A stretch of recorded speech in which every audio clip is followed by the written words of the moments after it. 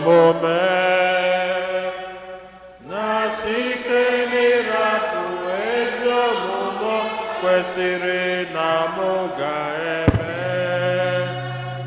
site na mmehie m, site na mmehie m, site na mmehie m kekasị ukwuu. Ya ka m ji arịọ Maria dị ngọzi, Virgin ọbụ, na ndị mmụọ ọma, na ndị nsọ niile, na unu ụmụnna m, unu rịọbara m ose bụ ụwa Chukwu anyị ayịyọ. Ka Chineke ji ike niile mere anyị ebere, gbaghara anyị njọ anyị, duru anyị na ndụ ebebe.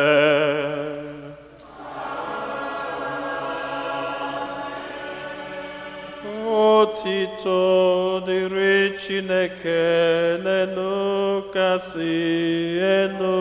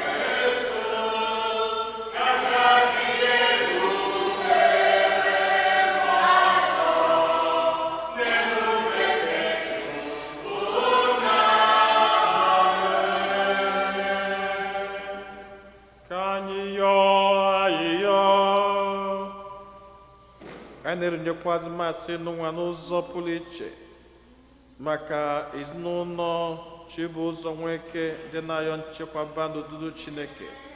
Anyị na-enyekwazi ya maka Martin Ọnya maka ihe o bu n'obi na ngọzi Chineke. Chineke ji ike niile dị ebi ebi, eluigwe n'ụwa nọ gị n'ọba aka, were ebere gị nụrụ arịrịọ ndị nke gị, biko wetara anyị udo gị n'oge nke anyị yọrọ nke a site na dị nwanne anyị Jesu Kristi nwa gị, onye gị na ya dị ndụ na-achị na ịdịkọ n'otu nke mmụọ nsọ, otu Chukwu site n'ụwa ta ụwa niile.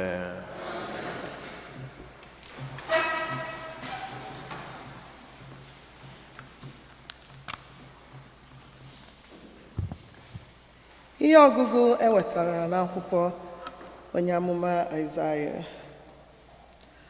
Onye nwe anyị gwara m, Izrel, ị bụ nwaodibo m, aga m esi na gị gosipụta ebube m. Ugbu a, onye nwe anyị ekwuola okwu. Onye ahụ kpụrụ m n'afọ nne m ekwuola na ọ ga-akpụchire ya Jekọb, bịakwa kpọkọtara ya Izrel. Ịtụrụ m ugo n'anya nke onye nwe anyị, Chineke m bụkwa ike m. O kwuru sị, ime gị nwaodibo m ọ dị ofele? Ọ dị fecha fecha ikulite agbụrụ Jekọb? bịakwa mee ka ndị egbufọrọ egbufọ n'ala Izrel kwụrụ chịm. Aga m eme ka ị ghọọ ihu ụmụ mba ji ahụ ụzọ, ka nzọpụta m wee garuo na ngwụcha ụwa. Okwu konsebuwo.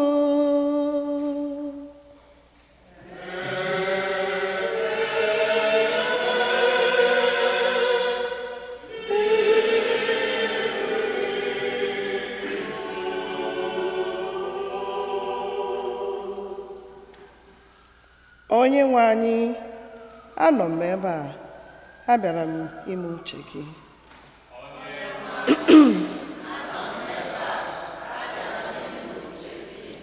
Onyenwe anyị, anọ m n'ebe a, abịara m ime uche gị. Nwanyị, anọ m n'ebe a, abịara m ime uche gị. Onyenwe anyị, anọ m n'ebe a, abịara m ime uche gị.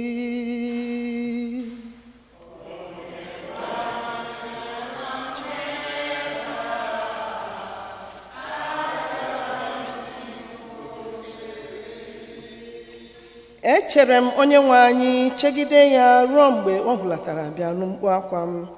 O tinyere abụ ọhụrụ n'ọnụ m, nke bụ ukwe otito nke Chineke anyị.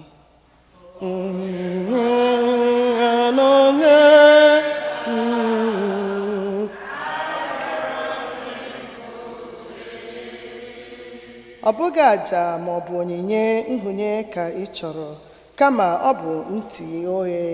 Ị chọghị àjà nsure ọkụ na àjà nchụ maka njọ. N'ihi ya ka m jiri kwuo sị, lee m, abịala m.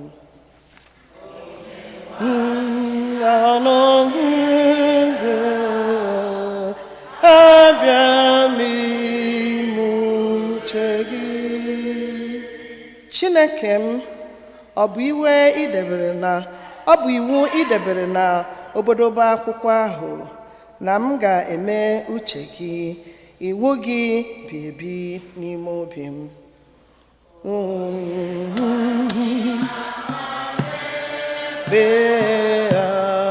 Abịa m ime uche gị. Onyenwe anyị, ekwupụtala m n'ikpe nkwụmọtọ gị n'ihu nzukọ, ekpuchikwala ọnụ m.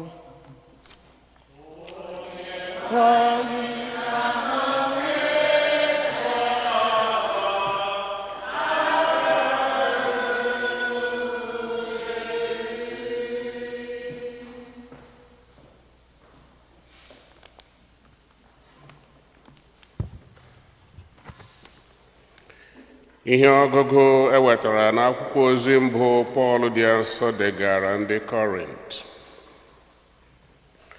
Pọl, onye a kpọrọ ịbụ onye ozi nke Kristi Jesu site n'ọchịchọ nke Chineke, na Sostenes bụ nwanne anyị, na-edegara nzukọ Chineke dị na Kọrint akwụkwọ ozi a.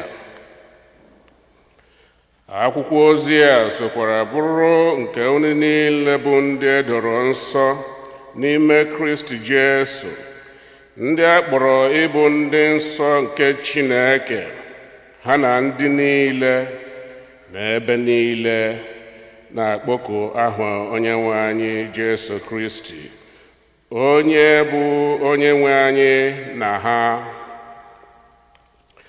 Ka amara na udo nke si n'aka Chineke bụ Nna anyị na n'aka Onyenwe anyị Jesu Kristi dịrị unu.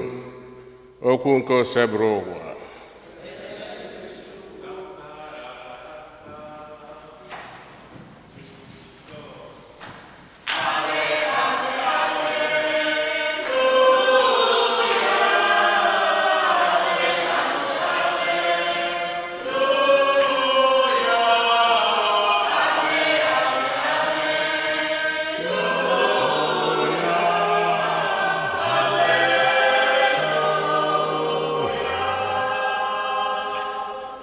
Ngọzi dịrị eze bịara n'aha Onyenwe anyị. Udo dịrị ụwa, ebube dịrị igwe.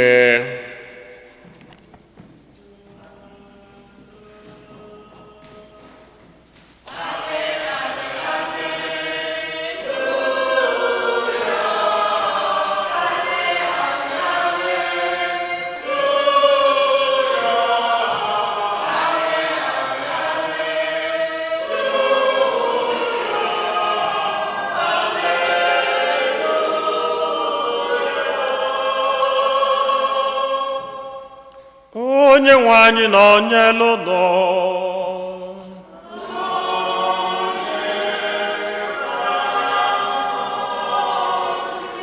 Ihe ọgụgụ nke ya si n'oziọma dị nsọ nke Jọn dere.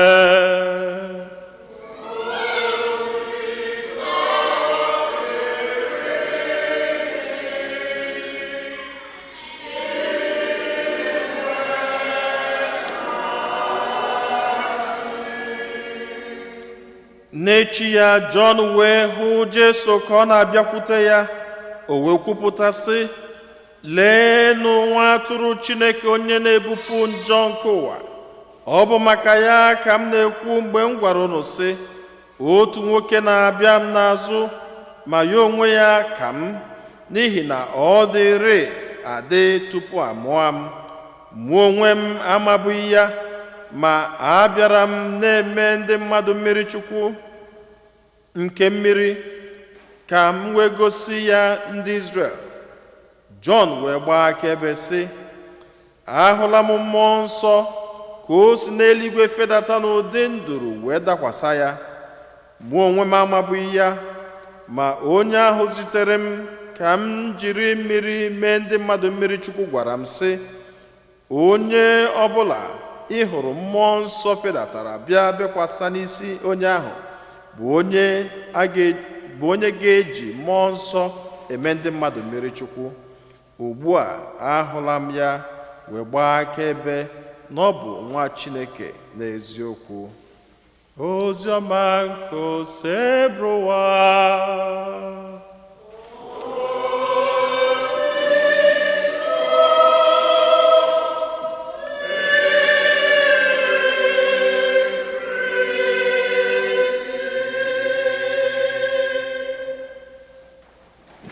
Otito dịrịnụ Jesu, onye jisi ike, onye gbakọta ya lụọ. Na-asị ndị ije ndị je eli organic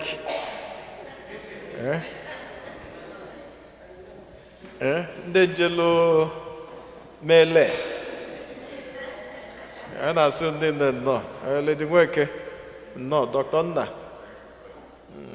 ka mafee ndị mụ na ha nọ ebe a, Sunshine Lọlọ nnọọ, nne m ọkwa iji ụlọ, ok nnọọ, nne m nnọọ, Kevin mụ na gị nọ, ije ịma na ịnata n'oge Kevin nnọọ maka afọ gị n'oge nche ma ụka ka ime isi afọ m foto gị nnọọ, nnọọ mụ na ụnụ nọ solo nnọọ nọ ijelu nọ, ok mba maasị mụ na gị nọ,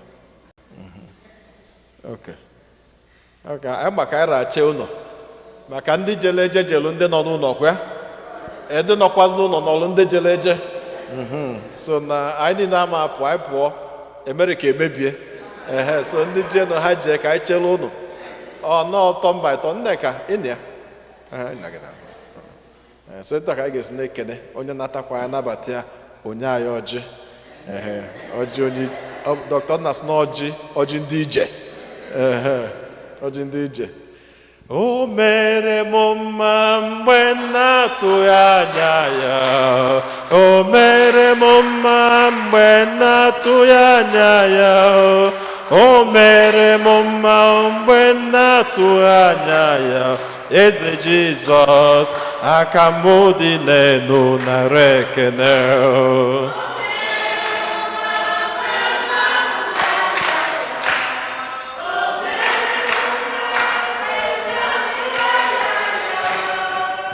mere m mma mgbe m na-atụ anya ya eze Jizọs aka o mere gị mma mgbe ị na-atụghị anya ya o mere gị mma o mere gị mma o mere gị mma mgbe ị na-atụghị anya ya eze Jizọs aka gị dị n'elu nara ekele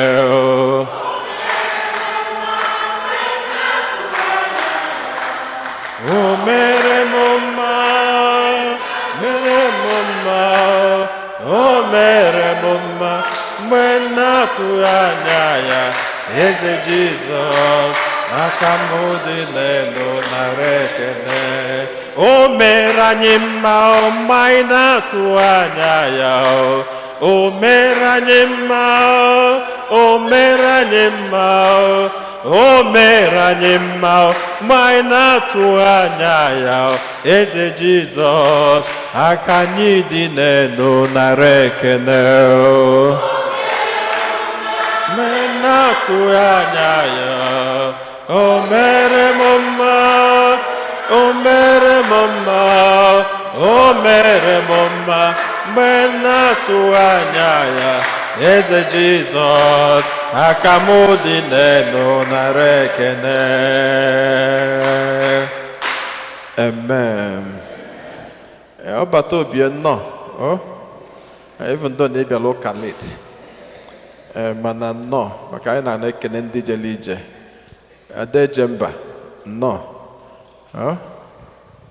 anya m afọ nwụrụ ịnọ gị n'akụ ọ nwunye anyị oke nke a jere agbamakwụkwọ ya n'Enugu nnọọ nne m nnọọ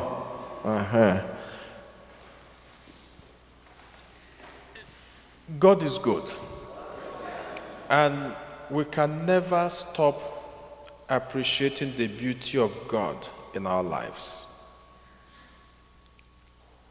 It was a very long journey from the season of Advent. Kaiji prepare gide welute no Fortunata. Oge Advent, I purple. Agagidos, oh my goodness, in white. Oh, if I can about Christmas. Sorry, if I can just be because if I'm you could have the wrong. Okay. So I could at least on a mother get the right. Na nke fada ya bụrụ ya ka o kwesịrị iyi tata. So Christmas I purple. And popular because na enwere expectation. Gịnị ka anyị na-atụ anya something is to happen. Nwaanyị dị ime na-atụ anya nwa mana ọ dịghọ shock. Ha bụchakwa na sayensị adịgo so kịta na-eje nye ụmụ nwoke ma nwaanyị. Na mgbe mbụ bụ nke ọ bụla ibu. Etu a ga-esi bugide until mụọ ya, am I right? Mana sayensị amego kịta ejezie nyote. But even with science, there is still some confusion because there is a lot of expectation. I really purple. Osmos Banabade Christmas, there is joy in the land. It will change. I eat white, rejoicing. The whole world is rejoicing, celebrate all over the place. Then I make it then can make it down.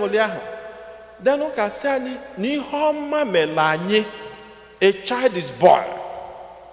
Anaga, anokata elutoge epiphany, which we celebrated too. Agwa inande zeto jelukaha polu matakela hisiana, because he is the light of the world. Ni fenke chineke esigona ka watakele no webata. And I remember na nko wachali of mamba we kowa onyinye to hanyele. Onye frankincense gold na men when totally high kulunia.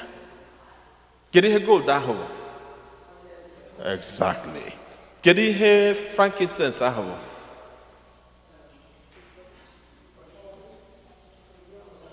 Okay.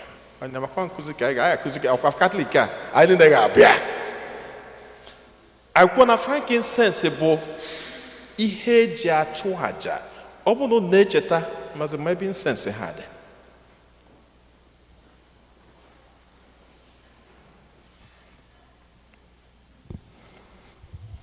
Ayebuli etinye ọkụ incense etinye Anefe.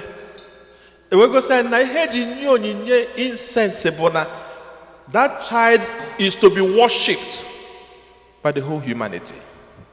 That is to be the king of the whole humanity. And that no onye ọbụla onye ka akwụkwọ nsọ jụọ sị, at the mere mentioning of my name, every knee shall bow and every tongue must confess that Jesus is the Lord. Only about the significance of that gift. That the whole universe will worship him. Mandi kwetelu, mandi kwetaro, they still know. Na mmadụ na-deny na Chika nọ n'oche a. You can deny na ọ nọ n'oche a, okay? Does it mean na Chika nọ ya? Chika nọ ya. So your denial or your acceptance does not delete that Chika is sitting here. That's what it is.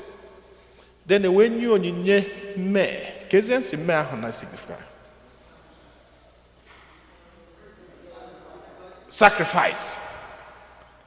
That this child maka me bụ onyinye ude a na-ete, mgba isi ọma a na-ete, ihe eji chụọ aja ma ihe a ga-eji chụọ aja ma na mmadụ nwụọ, ewegosi na nwatakịrị nụnwa ọ bụ eziokwu na ọ bụ eze, ọ bụ eziokwu na ọ ga-abụ onye a ga-efe ofufe, mana ọ bụrụ sọsọ ofufe ka ha ga-emie, na ọ ga-abụkwazi nwatakịrị a ga-eji wee mee gịnị wee chụọ aja. That is to be sacrificed for the whole humanity. After that, last Sunday, anyị nwe baptism of the Lord. Baptism.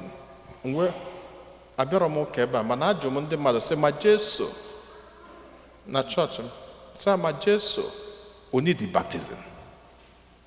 O need ya? Gịnịzi ka eji mee baptism?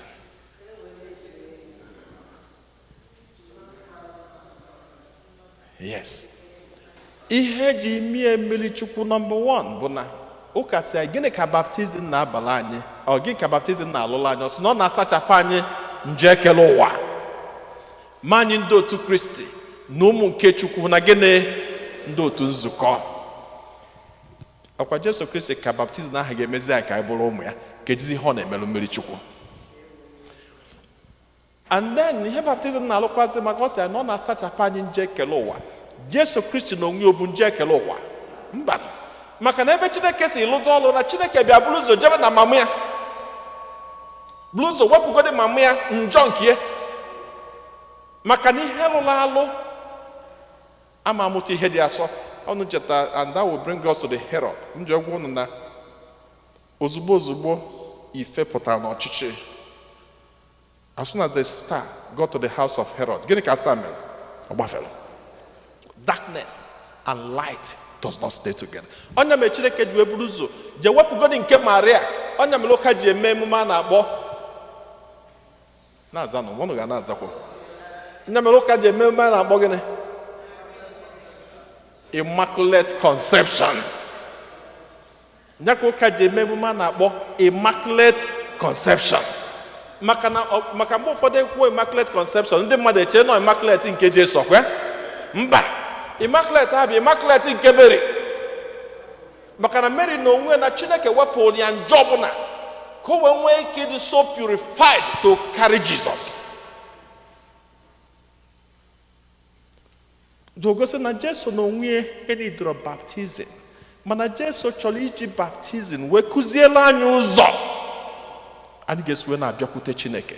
Ọnya mere John ji wee kwuo okwu. John sị, even this man na-achị ime mmiri Chukwu, I am unfit to untie his sandals.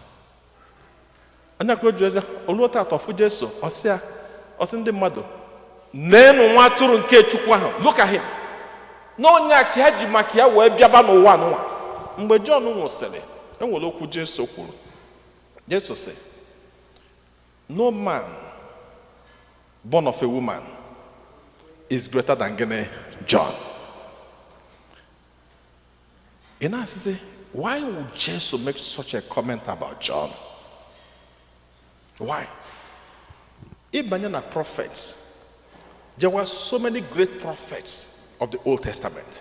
Like John was the last of all the prophets of the Old Testament. Then we had Jesus. Igbo maka Isaiah. Isaiah is one of the greatest prophets of all time. And Isaiah is a great seer, or was a great seer. Isaiah could make a forecast of 2,000 years. God so blessed him that he could have a vision of the plan of God for so many years to come. It was in Isaiah that we found out that the virgin shall bear a child, and his name shall be called Emmanuel, which means that God, Jesus, will come to live with us. Now, Isaiah made prophecy was almost 2,000 years before Moses, but he saw it.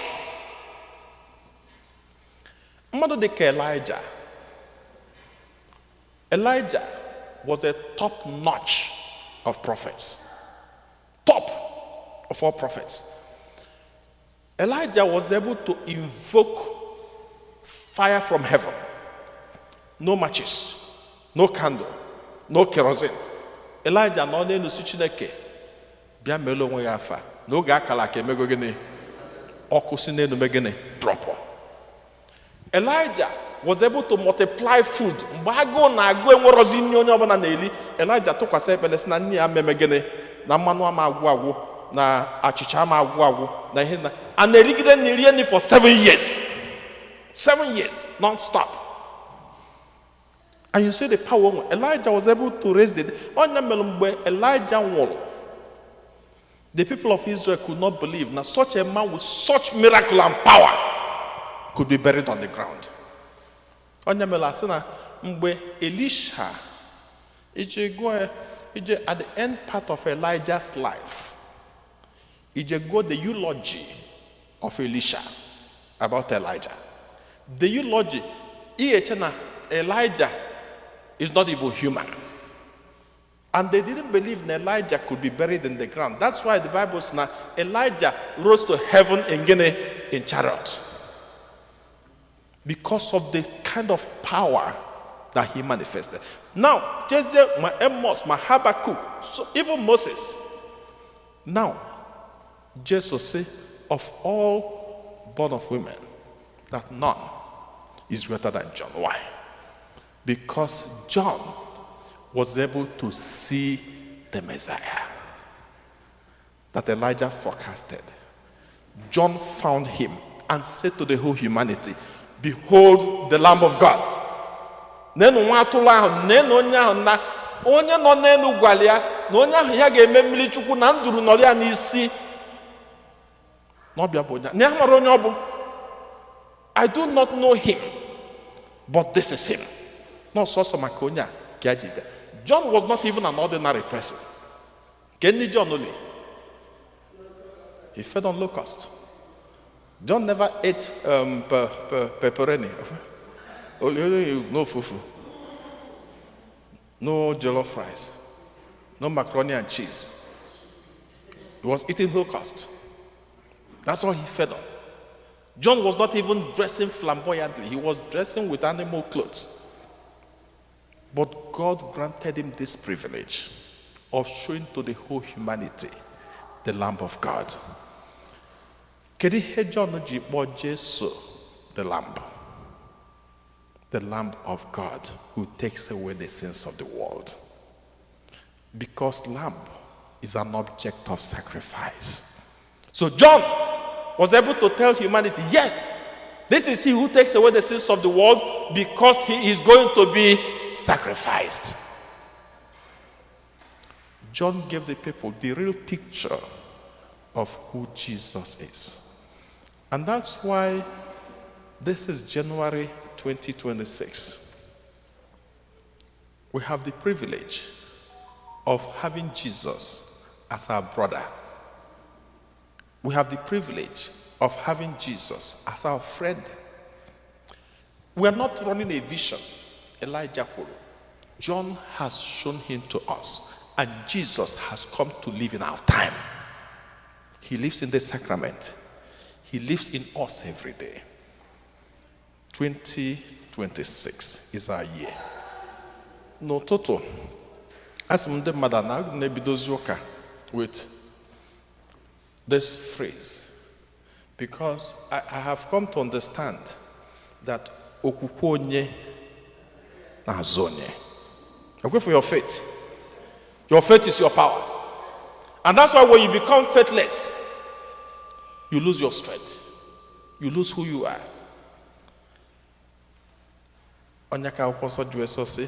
Even if you walk in the valley of darkness, you fear what? You fear no evil. Because you have your faith in you. 2026, I have different plans as individuals, as families. And I know I try to talk about this every year. You assess the whole of your plans for 2025. Your personal plan for 2025.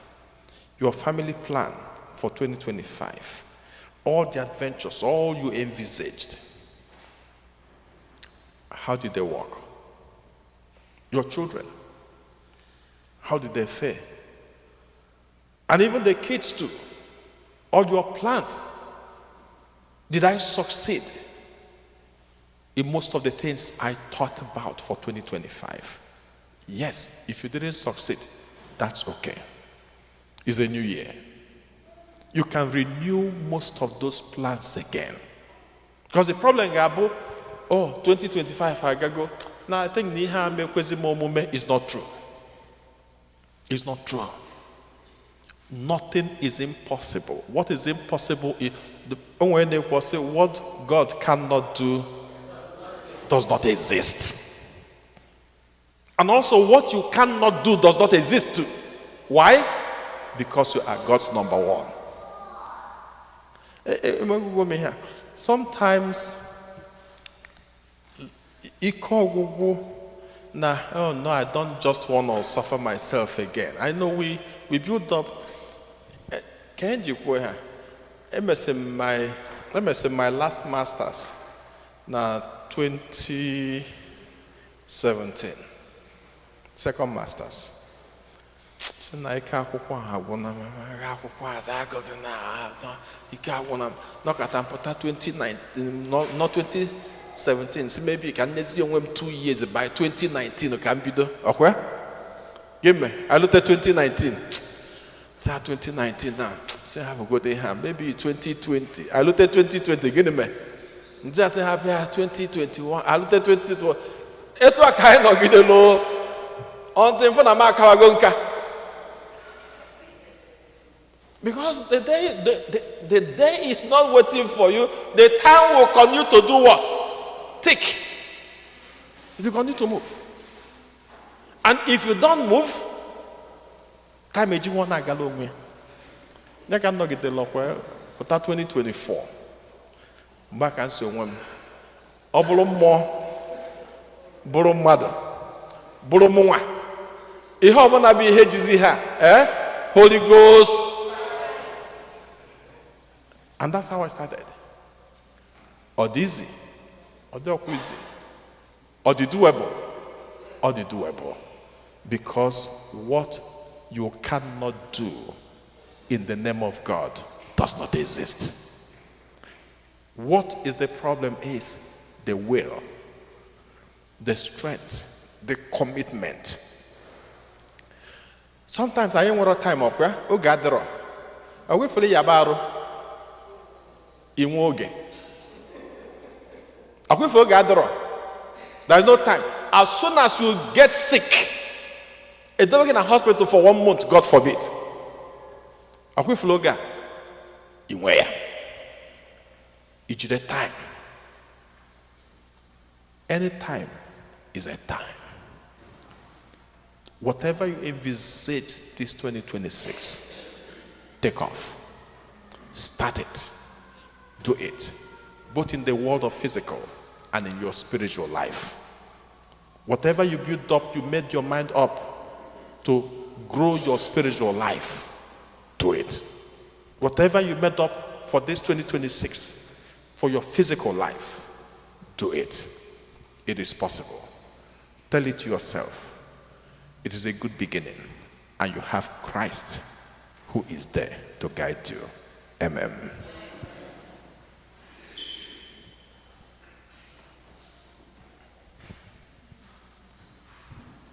Ekwem n'otu Chineke.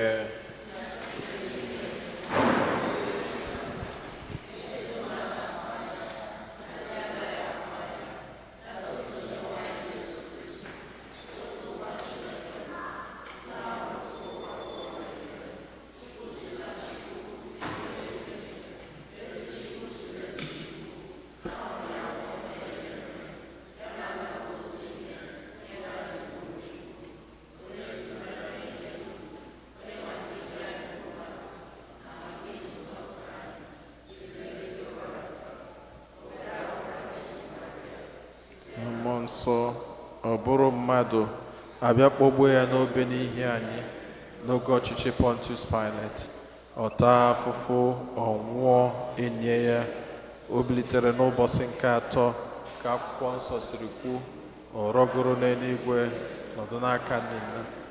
Ọ ga-abịaghachi ọzọ n'ebube ya ikpe ndị dị ndụ na ndị nwụrụ anwụ ikpe, onye ọchịchị ya na-enweghị njedebe. Ekwe na mmụọ nsọ onye nwe anyị na-enye ndụ, onye si na Nna na Nwa pụta, onye a na-esekpụrụ n'ịtụkọdo ya na Nna na Nwa, onye si na ndị amụma kwuo okwu. Ekwe m n'otu nzukọ nsọ Katọlik na Apọstọlik, ekwupụta m otu baptizim nke mgbaghara njọ. Ana m atụ anya mbilite n'ọnwụ ndị nwụrụ anwụ na ndụ ụwa ga-abịanụ. Amen. Ekpere nke ndị kwelụ mmadụ ịtọ ga-edu anyị n'ekpere. Chineke onye fụrụ anyị n'anya, anyị agbakọtago ọnụ n'obi gị iji were nsọpụrụ gị, iji were nye gị ofufe, iji wee gosikwazi gị na ihe ọma niile si n'aka gị abịa.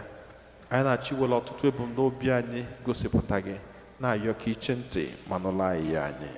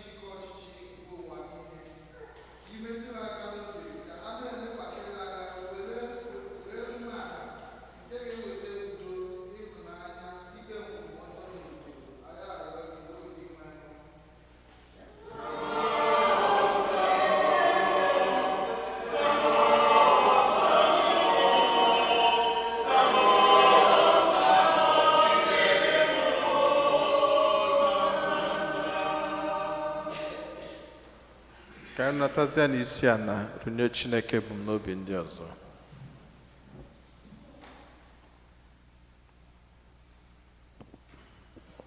mgbe m kpọrọ gị bịa za m Chineke, mgbe m kpọrọ gị bịa za m na onye nwe, mgbe m kpọrọ gị bịa za m Chineke, mgbe m kpọrọ gị bịa za m n'anya na njọ m. Chineke efula anyị n'anya, anyị eburugo ebumnobi anyị, nzube niile nke anyị na-ezube n'afọ 2026 n'ụwa, ezinụlọ anyị niile, mbọ niile nke anyị ga-agba, anyị na-erunye gị ihe ndị a niile. Anyị na-ayọkwazi ka inyekwazi anyị arụ isi ike, nghọta miri emi na ike nke anyị ga-eji wee bagide ọlụ niile nke izubela anyị n'afọ n'ụwa site na Kristi Onyenwe anyị.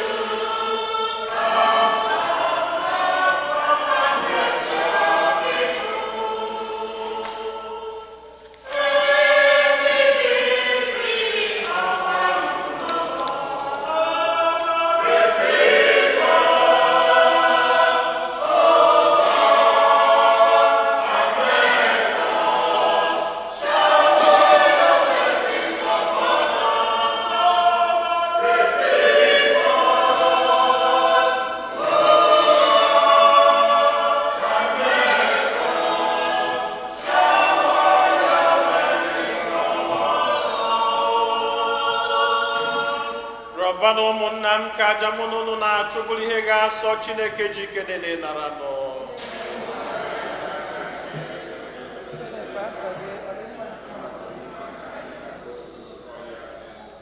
Onye nwe anyị biko mee ka anyị na-eme ihe omimi nke a mgbe niile n'ụzọ kwesịrị ekwesị, maka na mgbe ọbụla anyị na-eme emume ncheta aja nke a, ị na-eme ka ọrụ nzọpụta anyị na-aga n'ihu. Anyị yọrọ nke a site na Kristi onye nwe anyị. Onye nwe anyị na onye n'ụdọ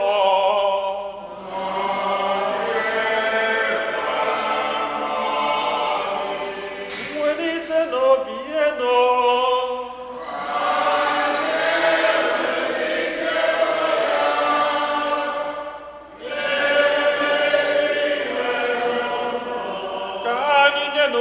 nyenekwanụ Chukwu anyị ya ekene.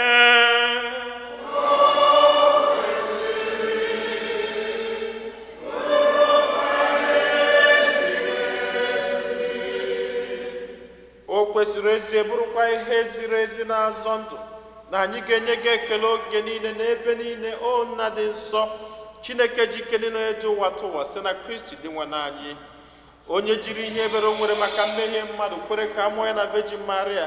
Ọ gbapụtala anyị n'ọnwụ ebebe site n'ọnwụ ọ nwụrụ n'elu obe, ya si na mbilite n'ọnwụ ya nye anyị ndụ ebebe. N'ihi nke a anyị na-eso igwe ndị mama niile nke eluigwe na-eto ebube gị oge niile n'ukwe na-ekwe.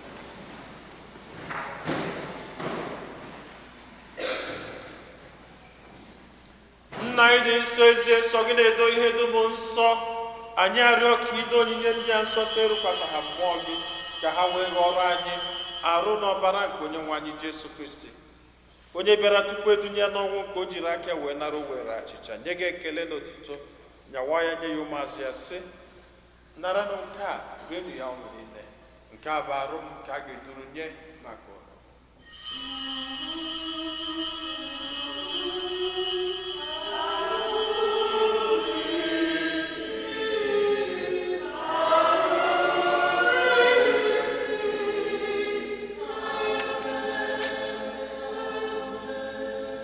Otu akwa ka o siri mee mgbe ha richara nri anyasị, o buru iko mmanya nyekwa gị ekele na otito, bunye ya ụmụazụ ya, sị, naranụ nke a, ṅụọnụ ya ọnụ niile, nke a bụ iko nke ọbara m, nke ọgbụgba ndụ ọhụrụ dị ebebe, a ga-agba n'ihi nna n'ihi mmadụ niile, ka e were gbaghara njọ, na-emenụ nke a na ncheta nke m.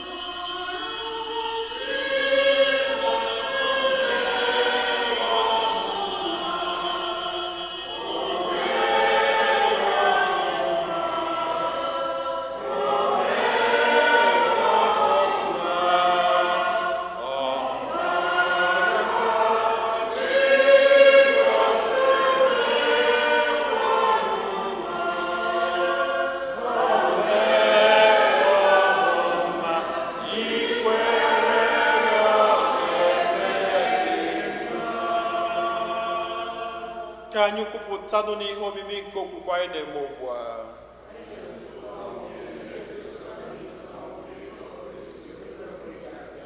Nna, na ncheta nke ọnwụ na mbilite n'ọnwụ nke nwa gị, anyị ebunye gị achịcha nke ndụ na iko nke nzọpụta. Anyị na-ekele gị n'ihi na ikwere ka anyị dị mma ikwuru n'ihu gị na-efe gị. Anyị ji ume a na-arịọ ka anyị bụ ndị na-anata arụ n'ọbara nke Kristi bụrụ otu site na njikọ nke mmụọ nsọ. Nna, cheta nzukọ gị gazuru ụwa niile, menụ ka ịhụnanya gị jupụta ya.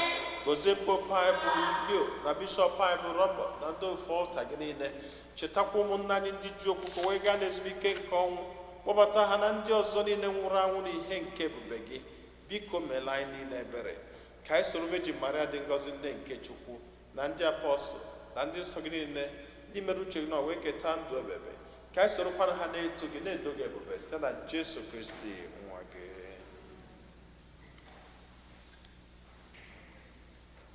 Ihe niile kere eke na-eso ya bụ Kristi, na-esikwa n'ime ya na n'aka ya, na ịdịkọ n'otu nke mmụọ nsọ, na-enye gị bụ Chukwu Nna ji ike niile, nsọpụrụ na otito niile site n'ụwa tụ ụwa niile.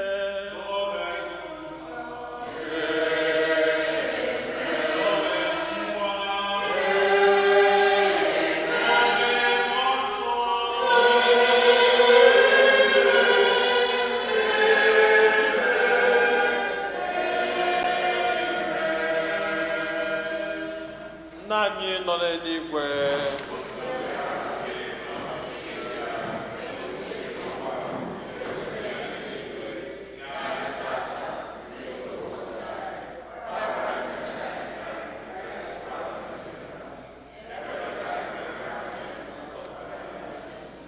zọpụta anyị na-arịọ gị osise bụrụ ụwa na-ajọ ihe niile, were ebere nye udo n'oge nke anyị site n'inye aka ebere gị, ka zọpụta anyị niile na njọ oge niile.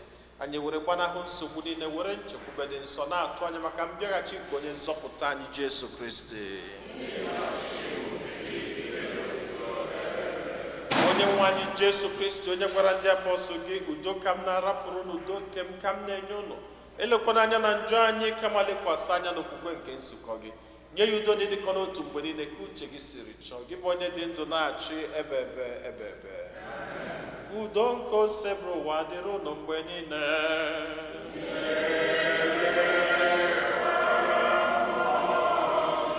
Nyerịta n'onwe unu wee kene nke udo.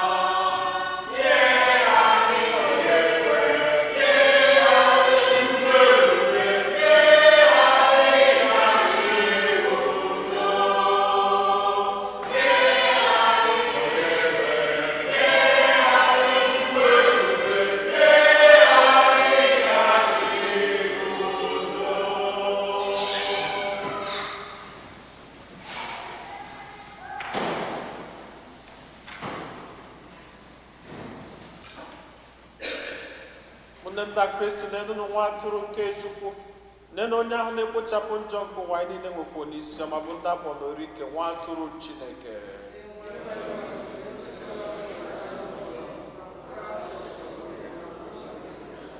ka arụ n'ọbara Kristi chekwaba anyị niile were na ndụ ebebe.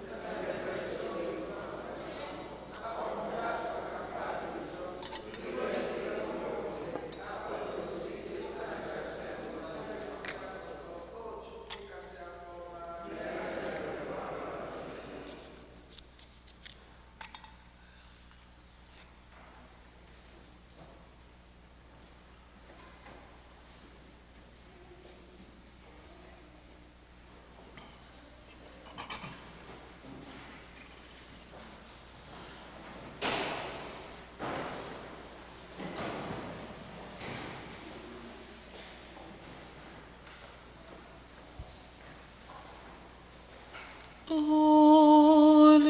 God, we praise your name. God of all, we bow before thee. All on earth your seraph acclaim. All in heaven above adore thee. Infinite thy vast domain,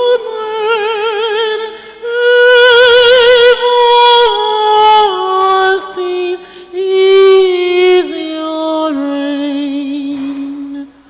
Hark, the Lord celebrates your hymns. Angels, choirs above are praising. Cherubim and seraphim in all season chorus praising. Fill the heavens with sweet accord. Holy, holy, holy Lord. Fill the heavens with sweet accord. Holy, holy, holy Lord. Spare your people, Lord, we pray. By a thousand snakes surrounded, keep us with our sins today. Never let the love confounded. Lord, I put my trust in you.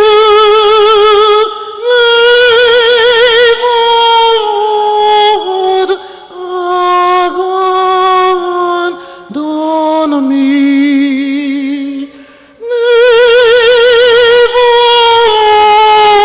Lord, abandon me.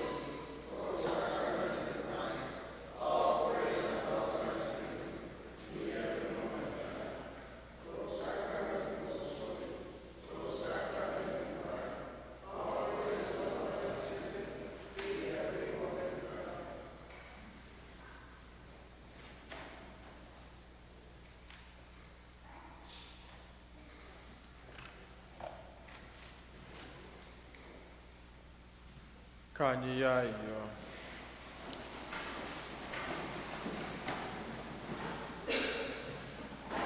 Onye nwe anyị, biko hụnye mmụọ nke ịhụnanya gị n'ime anyị, ka anyị bụ ndị iji otu achịcha nke eluigwe wee nyejuo afọ, nwee otu obi site n'ịhụnanya gị. Anyị yọrọ nke a site na Kristi onye nwe anyị.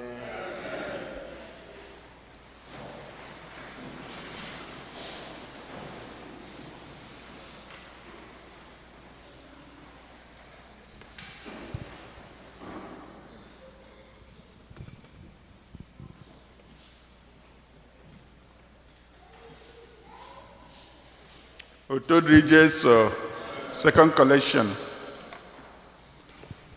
Oge Chineke anyị ka mma, oge ya ka mma, oge Chineke anyị ka mma, oge ya ka mma, oge Chineke anyị ka mma, oge ya ka mma, oge Chineke anyị ka mma, oge ya ka mma, oge Chineke anyị ka mma, oge ya ka mma, oge Chineke anyị ka mma, oge ya ka mma, oge Chineke anyị ka mma, oge ya ka mma, oge Chineke anyị ka mma, oge ya ka mma, oge Chineke anyị ka mma, oge ya ka mma, oge Chineke anyị ka mma, oge ya ka mma.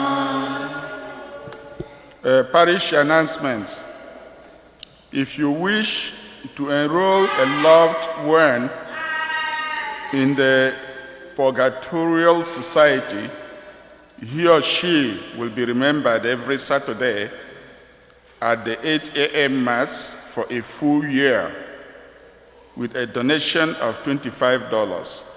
Please stop by the rectory office for more information or to obtain an application.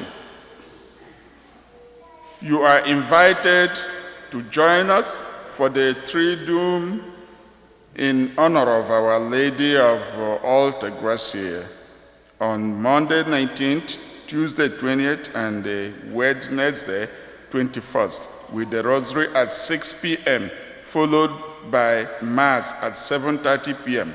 All are welcome. You may submit Mass intentions for the Triduum for a $5 donation. Our Lady of Alta Gracia donation envelopes are available in the back of the church. Please place your donation envelopes in the collection basket. We appreciate your support. Please be advised that the rectory will close at 3 p.m. every Friday. Thank you for your understanding. Please note that the parish office rectory will be closed on Monday, January 19th, in observance of Martin Luther King Jr. Day. Otodrijes. Today, the Kaisime announced na our church last Sunday, and again our general meeting. It's an emergency meeting. It won't be too long, maybe a 2-item agenda. So because our summers, can anybody in the basement made the meeting. Of course, the flight of the Holy Family, like we announced, is on the 15th. So we have just about 3 weeks to go. Last Sunday, I be there to appeal for fund. They can say maybe. So I got to continue with the fundraise today. The financial secretary is here, the treasurer is here. So because can you go around? Makandine a mebo pledge. Can we go around? Can you be there? Can you be there too? Only all I name mebo pledge. Like the candidate not here last Sunday because almost everybody in our church last Sunday pledged donated something. So because I be there too. Only na anaho last Sunday. Biko ka anyị bido mee ọsịsọ quickly before we go downstairs. Welie aka gị elu, Satoni ga na-abịa round na-get to the pledges. $100 from Ozo Obatobia, Law Okolo.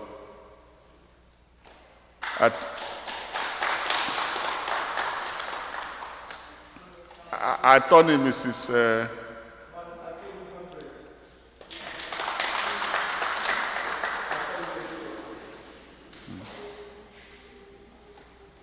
Ndị ọzọ?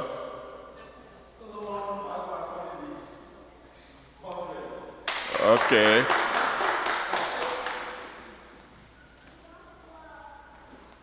Okay, onye ọzọ there. Ebe Satoni nọ, enwe onye ọzọ from there?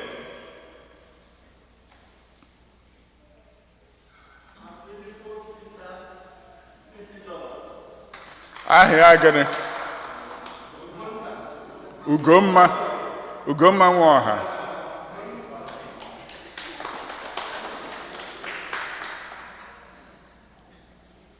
Onye ọzọ?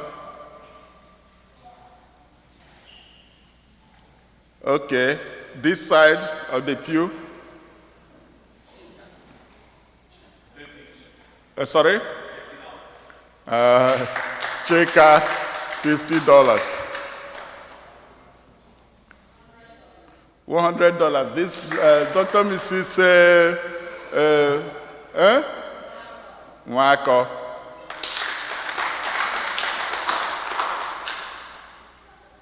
Okay, and when you our own PRO, Ugo.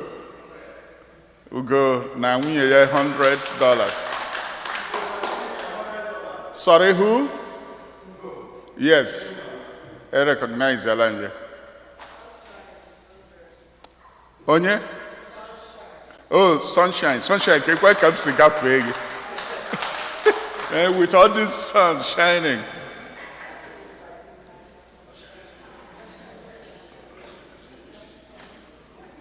Okay, so Bikono, I'm gonna continue with the pledges and the donations on our platform, please. I never time, like we said, so we need to do it as quickly as possible. Can we raise enough money? And I'm also appealing, I'm not saying that the donations or the pledges are good. Every amount to put out from our pockets is good. But please, I remember that what we are doing is the flight of the Holy Family. It takes us a lot more money than buying a Christmas party. So we may go a second round because it doesn't look like it will be able to take us to where we want to be. Ihe gbasara flight just the Igbo community, the whole parish and people coming from outside, and we usually need to feed them. So obviously, the financial secretary will tell us later, and the Onyegana platform that we really need to raise a lot more money than we are donating. That is not what we do. I have to be very honest. I'm sorry, but I see Christmas a lot. I know that for sure, but we have to really do a little better than we are doing right now, or else we may not be able to feed the people Nabia that day.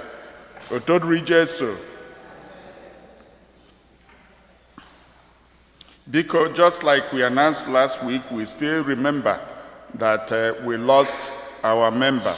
And when we were singing the Hosanna today, I just remembered him because there's that part I singing at the choir, and we missed it. And we're going to continue to miss him. That is Ndubi Sibe.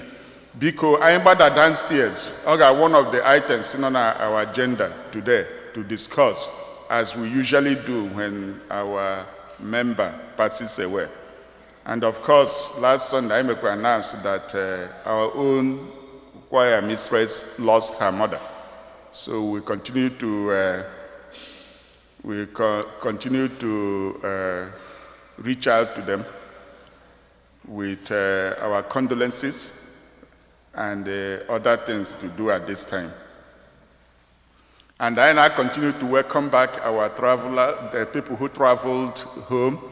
Father was able to recognize a lot of them by name, including us. Because remember, so we're still going to be looking for it. Last Sunday, some of us did the same omenala, so we continue to do it. Maybe in a basement after. Any birthdays? Anyone celebrating their birthdays this past week, or today? Okay, Politeni Yeluno.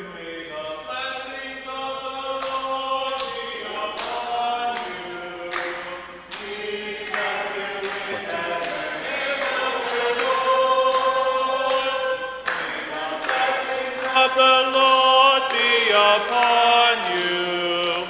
We bless you in the name of the Lord. Happy birthday! Happy birthday to you. Happy birthday to you. Happy birthday to you. Happy birthday to you. What kind of no one? How old, God? How old? 4. Okay, so she's growing. Enyemaka dị n'afọ dị nwenụ. Onye kere n'igwe n'ala. Osebru anụla ya anyị. Akwa iru eyi ntị. Chineke onye fly n'anya, anyị na-ekene gị n'isi Chizara nwa gị, onye fụrụ n'anya, onye nyekwazila anyị dịka onyinye. Anyị na-ayọ ka ị na-agọzie, ka ị na-edue, ka ime ka ọ bụrụ nwatakịrị ga-eto n'egwu nke gị bụ Chineke, ka ime ka ọ bụrụ nwatakịrị ga-agbasi ike, ka imekwazi ka ọ bụrụ nwatakịrị ga-eme ka aṅụrị gị baala anyị ụba. Ya bụ eze nke ebube, anyị na-erunye n'aka gị n'ụzọ pụrụ iche, wee na-asị ka ị gọzie ya n'afa nke Nna na Nwa na Mmụọ Nsọ. Amen.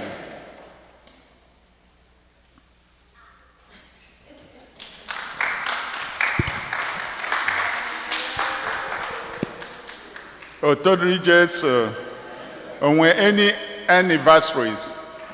Onwe ndị na-enwe their anniversaries? Okay. Is there anyone worshiping with us for the first time today? Anyone worshiping with us for the first time? Okay.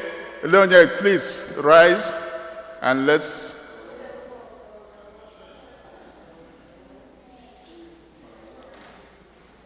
Okay, please approach. Bieba.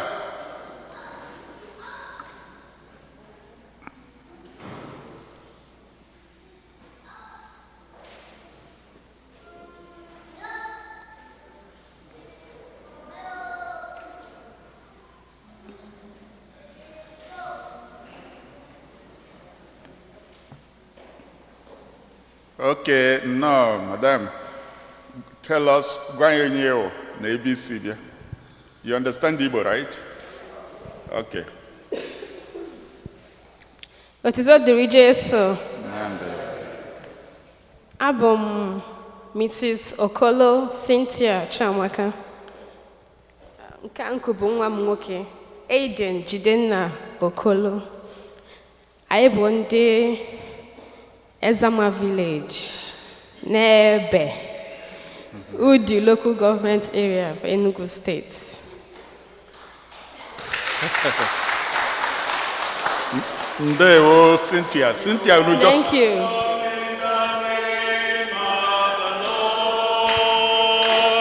You are welcome in the name of the Lord. We can see of you in the glory of the Lord. You are welcome in the name of the Lord. Ndewo, Mrs. Okolo, we are glad to welcome you here. So I'm not sure there. You may check with Moludima, because there's no need asking you megano, megala, because igano. So, ndu kwena neba. Anything you can do in the church, join. Okay? Welcome. Otodri Jesu. Once again, I welcome everybody back in the travel. Na-ekele ndị nọ na church na-abịa to keep our community going while others were away. I'm gonna continue to also pray for ndị na-erutebeghị back ka nọ n'ụzọ. Otodri Jesu.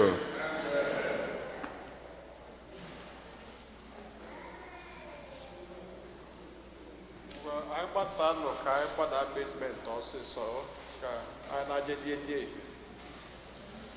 Onye nwe anyị na onye lụnọ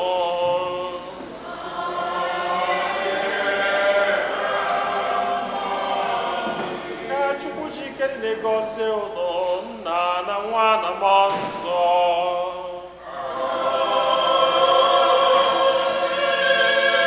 N'abalị misa gwụsịgo.